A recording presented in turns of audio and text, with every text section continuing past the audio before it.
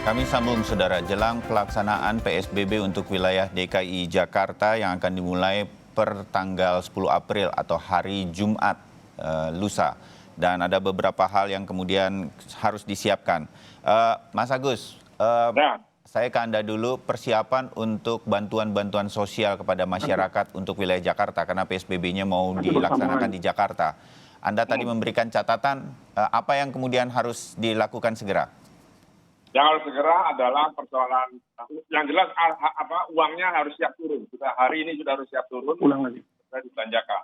Ya. Kedua, jangan mikir ini nanti ada salah data. Pasti akan ada salah data karena data kita tidak bagus. Tapi itu nanti kita bahas setelah selesai konflik ini saja. Yang penting sekarang jangan ada aparat yang punya kekuasaan mengkorupsi dana itu. Kalau dana itu dihukum berat, kalau perlu mati. Karena ini emergency sekali dan ini keperluan untuk orang banyak. Itu saja catatan. Ya, saya bacakan apa yang diturunkan Harian Kompas hari ini di halaman 15 bahwa bantuan mulai akan dikucurkan. Menteri Sosial Juliari P. Batubara mengatakan, Mas Agus, bansos khusus warga Jabodetabek akan diberikan dalam bentuk bahan pokok 600.000 per bulan. Ini selama 3 bulan ke depan, disalurkan 2 minggu lagi. Sementara sambil menunggu bansos turun 2 minggu lagi, Kemensos sudah mendistribusikan 200.000 paket kebutuhan pokok di Jakarta. Ini paket kebutuhan ini mulai didistribusikan hari ini, mulai hari ini kata Mensos.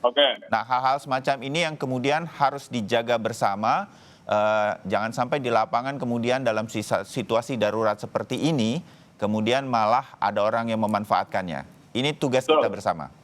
Ya, karena gini, ini kan kritis ya. Jangan ada menggunakan isu kesalahan data, orang dapat terima double, triple, lalu dimasukkan ke isu-isu politik. Ini sangat berbahaya. Ya. Jadi mohon Menteri Kominfo menyaring betul semua media sosial yang menyangkut kritisi soal ini. Kritisi boleh, tetapi itu saya minta pemerintah membereskannya setelah konflik ini selesai. Semua dicatat. Ya, kalau ini masuk ke ranah politik, selesai kita. Karena ini baunya pemilu masih ada, ya, dua kubu. Menurut saya ini menyesatkan publik. Jadi Menkominfo harus menunjukkan giginya. Karena sampai hari ini dia diam-diam saja. Bagaimana cara mengatur media sosial dan juga cybercrime di Polri. Saya mohon sekali Bapak-Bapak di Mabes Polri untuk mengawasi betul kritikan dan apa ini. Karena ini urusannya urusan perut, urusan manusia. Nanti kita selesaikan ketika konflik selesai, catatan semua itu kita review, lalu kita panggil kalau yang melanggar hukum itu kita hukum dan seterusnya. Minggu lalu kami berbincang juga dengan Menteri Sosial dan kami kejar mengenai data ini yang mungkin saja terjadi kesalahan. Menteri Sosial mengatakan saya tidak akan bicara dulu soal salah, bisa saja terjadi kesalahan, tetapi kami harus segera mengirimkan bantuan ini dan mohon bantuan kepada semua pihak untuk menyampaikan data-data tersebut sedemikian rupa untuk kemudian diperbaiki selama 3 bulan ini. Nah, bagaimana dengan Bodetabek? Apakah hal semacam ini paling tidak dari informasi yang mungkin Mas Agus dengar?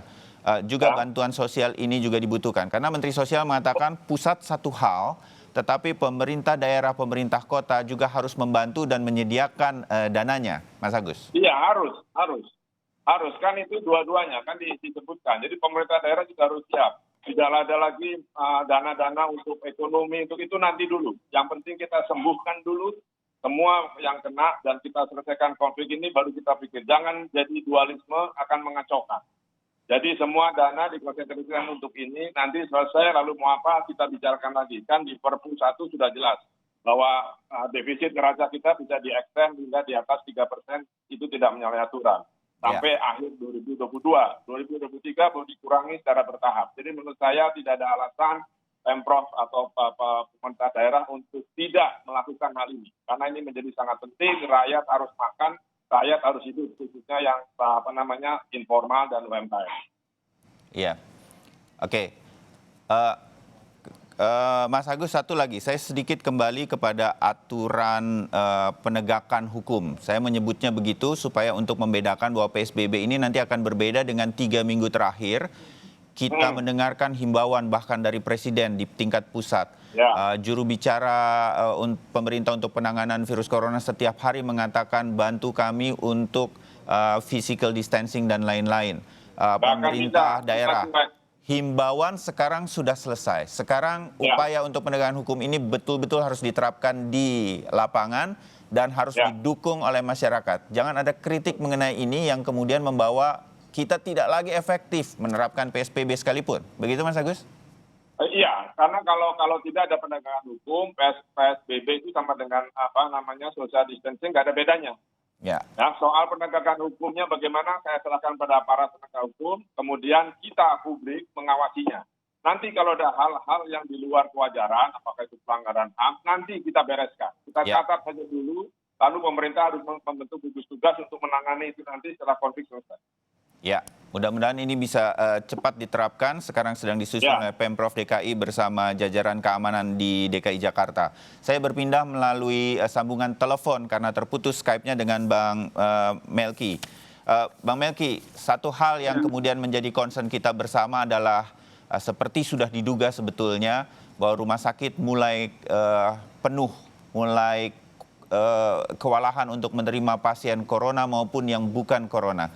Bagaimana hal semacam ini kemudian bisa diatasi? Kolega Anda adalah Kementerian Kesehatan. Apa yang bisa membantu masyarakat tenang menghadapi situasi seperti saat ini dalam upaya untuk menekan penyebaran virus corona lewat PSBB?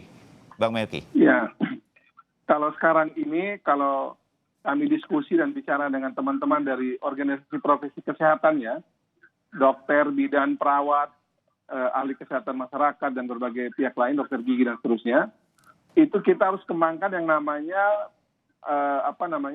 sistem kamrata yang tentara punya itu. Jadi harus pengerahan semua kekuatan kesehatan saat ini se-Indonesia secara bersama-sama. Jadi hari ini tidak ada lagi yang namanya sekedar rumah sakit rujukan saja, karena seluruh fasilitas kesehatan kita itu, rumah sakit, klinik, puskesmas, para dokter, bidan, perawat yang menangani pasien itu, mereka sekarang ini adalah orang-orang yang bisa saja terpapar dengan COVID-19 atau akan mengurus pasien yang datangnya itu sakitnya, misalnya saya datang sakitnya misalnya sakit malaria, atau dia misalnya sakitnya itu sakit jantung, tapi ternyata dia membawa dalam dirinya itu COVID. Nah, itu sudah terjadi dengan, kalau kita lihat ada 6 dokter gizi yang meninggal itu. Betul. Itu berarti mereka menangani pasien yang sementara juga terinfeksi COVID-19. Nah, jadi dengan sistem semacam ini, kalau kita bicara aspek kesehatan, salah satu bagian dari PSBB yang harus dilakukan adalah seluruh tenaga kesehatan kita tanpa kecuali, baik itu yang bergerak di puskesmas, klinik, praktek-praktek pribadi, termasuk rumah sakit yang bukan rumah sakit rujukan, itu mereka harus dibekali dengan alat pelindung diri yang cukup. Nah, mirisnya adalah kemarin misalnya kami mendapatkan informasi dari teman-teman pers ya, ada 1,2 juta APD yang diduga dikirim ke Korea Selatan, ternyata itu tidak sesuai dengan apa yang menjadi komitmen bersama. Jadi bayangkan ada 1,2 juta APD yang kemarin itu teman-teman media malah yang ngomong kepada kami bahwa ada situasi semacam itu yang terjadi di Bea Cukai. Kemudian juga teman-teman tenaga medis, juga tenaga kesehatan pada protes. Ini kenapa angka segini besar ini kirim, kita tidak kebagian apa-apa. Nah, kami sudah laporkan juga pada Pak Doni Munardo, pada Pak Menkes, dan teman-teman kepolisian, tolong ini jadi atensi khusus. Kita lagi butuh APD untuk menjadi alat perlindungan buat seluruh tenaga medis kita, tenaga kesehatan kita urus berbagai jenis penyakit ini. Dan ternyata itu dikirim ke luar negeri tanpa ada yang tersisa buat kita, kan ini sayang sebenarnya. Nah, hal semacam ini sudah mengarah untuk segera diperbaiki dan kita mengarah kepada persiapan yang lebih tinggi lagi untuk fasilitas kesehatan kita. Saya harap ini menuju ke sana, Bang Melki.